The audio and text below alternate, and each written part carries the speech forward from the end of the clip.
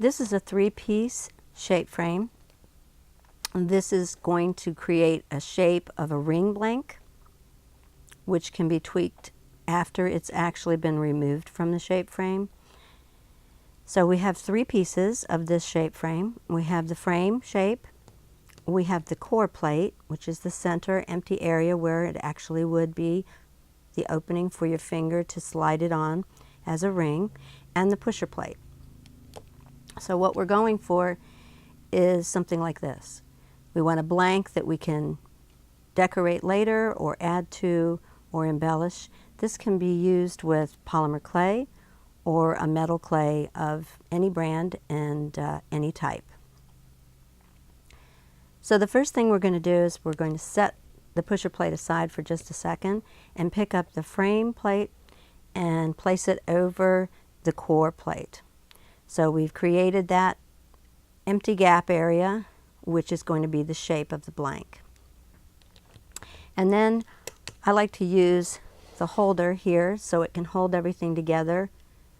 Initially, I used some painter's tape on the edge. It is easily used. That's a preference that you can make a decision about yourself. So I place them inside the holder, and now I'm going to take some well-conditioned polymer clay. It doesn't matter which brand. And I'm going to take a little bit of cornstarch and dust the area which is going to be filled by either the polymer clay. If you were using metal clay, then you'd want to use a little bit of your Badger Balm, or some people use olive oil. So we'll take a little bit of clay, and it's a little bit warm in this room, so it's going to get a little sticky, and my hands are warm. And we'll take the snake and place it into the void or the empty space that creates the ring. I'm going to put a little bit on both sides so that I can make sure I'm getting a nice even filled in area. And right now I'm using a Kemper tool that's an A3N. Has a little foot on the end that's a little bit flat, so I can push the clay. And obviously if I was doing multiples of these, I'd be working a little bit faster, but I'll kind of slow myself down here so that I can point out separate things that come along as we go through this process. I could also use a little rubber tip tool like this if there were some really irregular shapes for this particular shape frame. In this case, we've got a pretty generic circular shape. So I'm going to go back to the, I'm going to say foot tool, because I do like the fact that it's flat and fills in this area nicely. I'm going to work a little bit faster here and move this extra out of the way. And like with the other shape frames, I'm going to skim off the extra clay. But I want to fill this, and I'm kind of doing it by touch. And the more area that is filled in, the better, so that I don't have to patch it.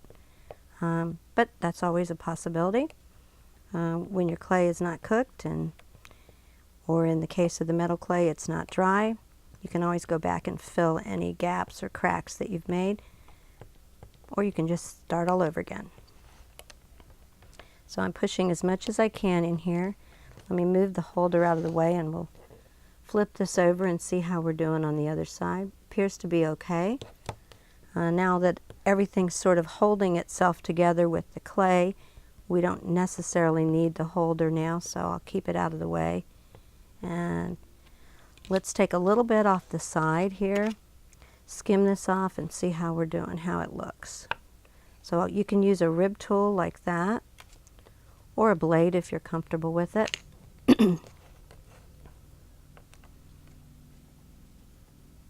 Either way, we're removing the excess off the surface. And I'll just grab some of those little crumbs of clay out of the way. Now I'm looking at it pretty well, and I see a little teeny area here that didn't quite get filled, so I'm going to take a little smidgen of clay and level that off. Push it in and skim it off. So you could always make more than one of these and stack them together so that you'd have a wider ring. So here's some examples of some cooked ones. So if we actually had two of the same size, we could stack them together like that, fill in the actual seam between them, and have a wider ring as well as a platform for whatever decorative element you want to put on your ring.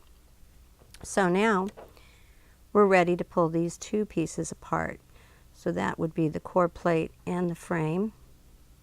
And again, because it's a little bit warm in here and my clay's a little bit sticky, I'm going to have my little rib tool help me out. And again, it could be the blade, whichever you're comfortable working with. Just make sure that they're separating nicely so that the actual clay is now hanging in the frame shape, as opposed to being stuck on the frame plate that is the core plate. Okay, we're almost clear. Okay, there we go. There we are. You can see a lot of the cornstarch, and that's a good thing because it can always be washed away later. And there you see. Now we want to set that aside and bring the pusher plate in. Now on this particular shape frame, there's, instead of an asterisk or a little star in the corner, there's just a shaded out area. So you want to line those up together so that your shape will actually lift out or be pushed out by the pusher plate. So we're going to lay them on top just like a sandwich and push them down just like that. And now we've actually lifted the little clay shape up onto the surface, and we can skim it off with our rib tool or our blade and get it ready to go in the oven.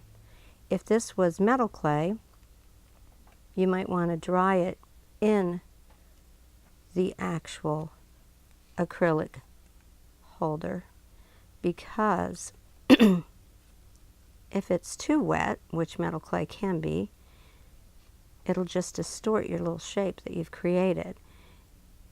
And it'll be easier for you to take it out and let it continue to air dry until it's ready to be put in the kiln. Okay, so there's our little clay shape frame ring blank, and it's ready to go in the oven to join this one. And I don't want to distort it as I slide it off, so there we go. And it's ready to go in the oven. Whoops, come back here. Ready to go in the oven to be cooked. I cook everything about 45 minutes. I could cook it longer as long as I'm babysitting that oven and I'm making sure that it doesn't spike in any way. So I use a convection oven and I cook it for about 45 minutes. And then I would go on to embellishing this or decorating it or adding the decorative elements to the platform. So that was a 3-piece ring shape frame. Makes a very simple but clean and accurate looking little ring blank that you can decorate later.